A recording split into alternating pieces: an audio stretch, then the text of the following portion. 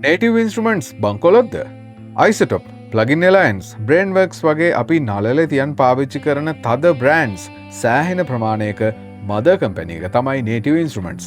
ඔන්න එයාලා කඩා වැටීමකට ලක්වීගෙන යනවා කියලා NI පරිපාලක ප්‍රොෆෙසර් ටෝස්ටන් මාටිනීගේ ලිපි ලේඛන වලින් දැන් තහවුරු වෙලා තියෙනවා. Complete, Machine, Tractor DJ ඉඳන් Contact Reactor වගේ අපිට එදිනෙදා ප්‍රොඩක්ෂන්ස් වලදී නැතුවම බැරි දේවල් වලට වගේම මේ දේවල් වලට third party විදියට සේවා සපයන manufacturers ලට libraries sound files හදන අයටත් පාවිච්චි කරන අපිටත් මේක සෑහෙන ප්‍රශ්නයක් වෙයි වගේ මේ කියන විදිහට.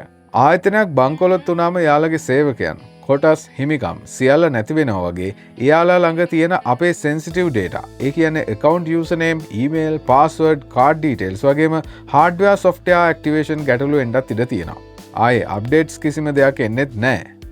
අලුත් operating system updates වලදී compatibility ප්‍රශ්න එකත් සෑහෙන කේස් වෙයිද sure නැහැ. ඒ කියන්නේ එයාලට එයාලගේ data servers වලට ගෙවන්න සල්ලි නැති වුණාම සහ එයාලගේ දැනට ඉන්න වැඩ කරන ඉංජිනේරුවන්ගේ පඩි කේස් වුණාම සුපිරි Acousonus Era plugins discontinued කරලා මිටාකින් 2021 ගත්තට පස්සේ මටත් ওই ප්‍රශ්නේ පුද්ගලිකවම ආවා. 2021 ඉඳන් Native Instruments ලගේ වැඩි කොටසක අයිතිය තියෙන්නේ Francisco Partners ලට. මේ වත්කම් සියල්ලමත් විකුණන්න තීරණය කරයි කියලා අනුමාන කරන්නත් පුළුවන් මේ යන විදියට අපිට. ජර්මන් නීතිය අනුව බංකොලොත් වීගෙන වගේ යන මුල් කාලේ පොඩි සපෝට් එකක් දුන්නත් ඒක දිගටම අල්ලගෙන යනවද නැද්ද කියලාත් ප්‍රශ්නයක් තියෙනවා ඒ ගවර්න්මන්ට් එකෙන්. සමහර විට Apple Google වගේ කෙනෙක් මෙයාව මිලදී ගන්නත් ඉඩ තියෙනවා. එක්කෝ Arturia Ableton Imageline වගේ කෙනෙක් මෙයාව මිලදී ගන්නත් ඉඩ තියෙනවා.